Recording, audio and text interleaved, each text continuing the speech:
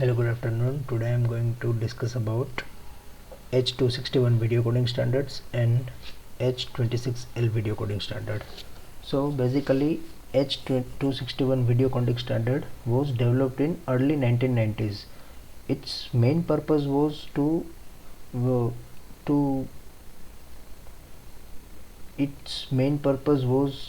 it was mainly used in video conferencing and video transmission. Yes, so it was developed in early 1990s with particular application of transmission channel. It was quite successful mode for the modern based networks. See, it was a quite successful model then, because we had modems and older networking technologies by then. By the time IP system and routers arrived, it was taken by its successor H263 mode. The bitrate for the given H261 video coding standard is 64 bits. It varies from 64 bit to 384 kbps. These are some features of H261 format. It is digitalization format, which is mainly in two parts, CIF and QCIF, common intermediate format and quarter common intermediate format, which common intermediate format is used in video conferencing and quarter CIF is used in video telephony. As I told, its frame refresh rate is 30 fps, and that 30 fps is for common intermediate format, and generally its video telephony frame rate is 15 to 7.5 fps. It can only encode I type of and P type of frames for the encoding, and transmission bandwidth can be P into 64 kbps, like it will be in integer multiples of 64, and P is a variable which varies 1 to 32, so that will be its bandwidth. Here is encoding mechanism. So from here we have some suppose there is some incoming frame, let us say resource frame. So it follows P kind of encoding mechanism. Now it has to be encoded. So resource frame to target frame, it has to be converted. So what it will do, it will give the resource frame to the different type of, it will go through different type of computations and it will generate some pixel values, and it will convert into frequency coefficient, and then frequency coefficient will be gone through discrete cosine transform, and after that frequency coefficient will be quantized using tables of entropy encoders, and then it will be transmitted to the station. After this quantized value, are not I mean to say, this quantized value are not constant. It varies from frame to frame. Suppose a high frame rate is produced, so it will give it to the FIFO buffer. It is simply a buffer memory. So we will discuss that buffer memory later on, but now it will compute the difference between target frame and the reference frame. See, it will go through certain encoding mechanisms, and now it will compare both of them. See what was the initial reference frame and what is the encoded target frame. So what it will do, it will compute the difference between target frame and the reference frame. The reference frame contains, that is obtained by dequantizing the frequency coefficient. So first of all we quantized them, and now to compare them we have to dequantize them again. We have to take inverse of the discrete cosine transform. So we get two values, initial target value, initial resource value and target frame value. So now we will now we have three type of possibilities. One possibility is there is no difference between this resource frame and target frame. So in that case it will directly transmit the macro block address to the frame format. In second case there is some difference, but it after some difference the object is being moved. So in that case this macro block and motion vector, they both will be sent together. And in third case there is difference that is greater than buffer threshold. So in that case it increases the buffer memory threshold. So what it will do, it will give the remaining part which is remaining after filling the buffer memory, it will again encode as a new block. So same mechanism will be followed again for that particular part. So now let us understand about FIFO buffer. FIFO buffer is basically works on two type of threshold, high threshold or low threshold. What I mean to say is either FIFO buffer is having low memory, then its maximum memory, or the incoming frame has higher size than FIFO buffer memory. So in case 1, what will happen, if content of buffer falls below the low threshold, then quantization threshold is reduced and thereby increasing output rate from the encoder. And in the second case, if the contents of the buffer frame increases beyond the high threshold, means memory is low but incoming frame is higher memory, so what it will do, it will quantization threshold will be increased in the order to reduce the output rate from the encoder. So this is the logic behind FIFO buffer. Now a group of blocks for the H261 video coding. So basically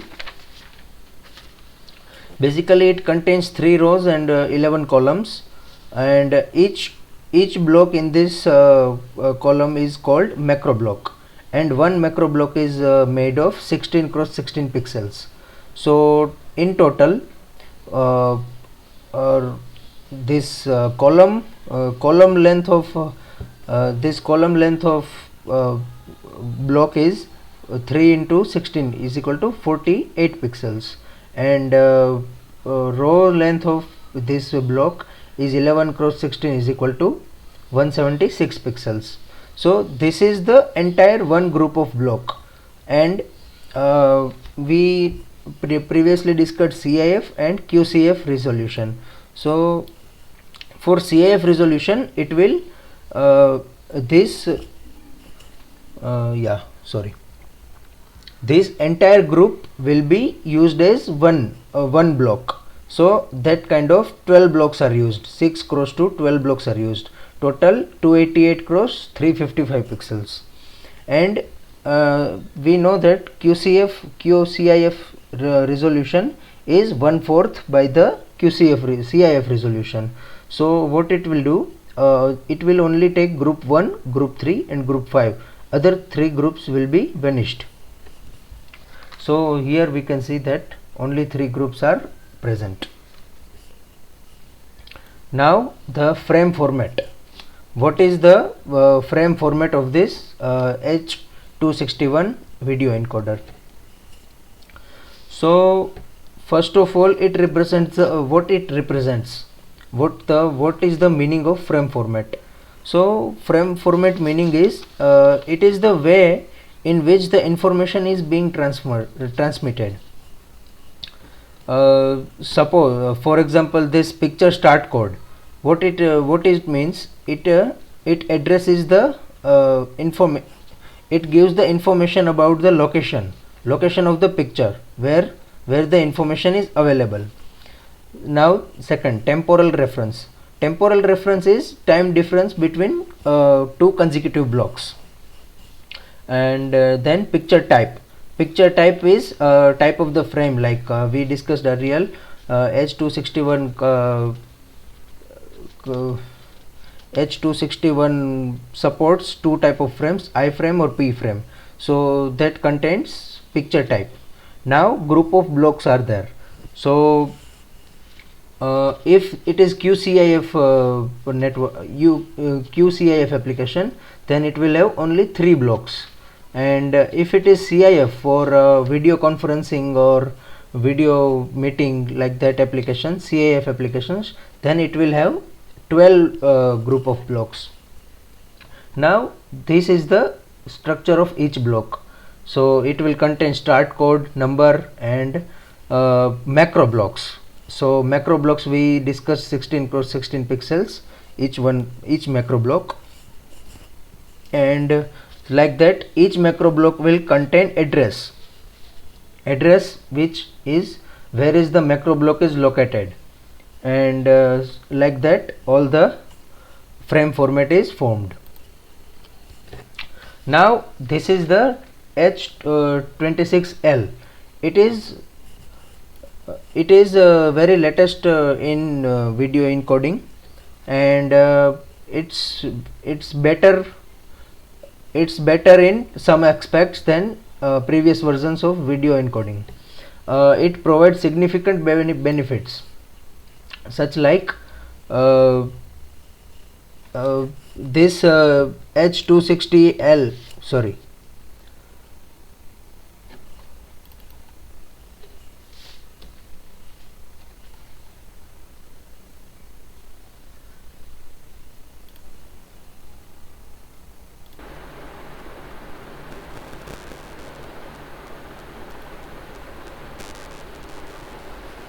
yeah, sorry for the interference. As I was talking about H26L, H26L is the latest version of video coding, so it is far more better than previous coding syntax, the like H26.1 and H26.3.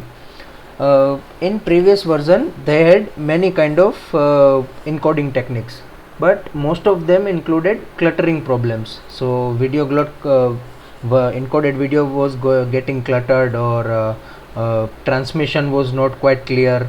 So this H26L is overcoming all the problems. And in the name H26L, here L stands for long term solution. So basically this H26L provides significantly improved coding efficiency. So coding efficiency in this algorithm is much more better than previous ones, and it allows the changing nature of video. So you can encode any format of video in this algorithm. So if some kind of videos are in future generations, then also it can easily encode. So this is the GOB structure. Only 8 cross 8, one block is from 8 cross 8 macro blocks, and another is 4 cross 4 2 macro blocks, and there are quantization coefficients which are 2 cross 2, and each macro blocks are 16 cross 16 pixels as usual.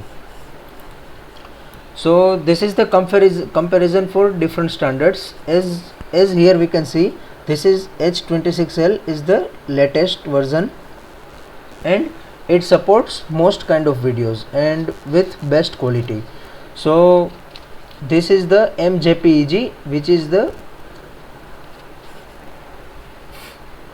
we can say it was the first kind of video coding, and then came H261, which we discussed earlier, and then came other superior versions of H261, and now this is the latest version. So this was the comparison between them. Thank you.